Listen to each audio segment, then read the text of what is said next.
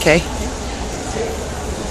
That quilt on the wall weaves 13 different fabrics. This one I'm going to show you how to weave 4 different fabrics in 4 blocks, okay? Do you see that? You're going to start with blocks.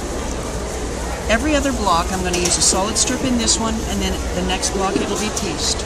The next one I would make would be a solid strip. Every color does that. There's a solid strip and pieced.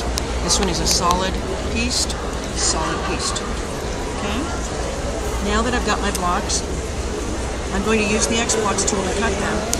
Every other block, this is going to be right side up, and then I'm going to flip it over. So I'm going to alternate right side up and flip it over. So I want to line up my solid lines to the seams, just like this, and I would line it up and cut around the edges of the tool.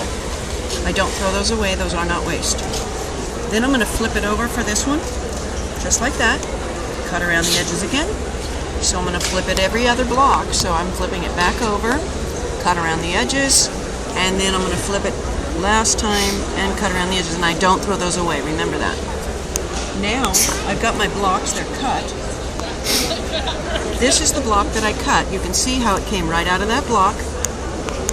I'm going to just sew them together. Here's the block that I cut from here, and it fits perfectly onto that one. This is the block that I cut from here, and it weaves right on there.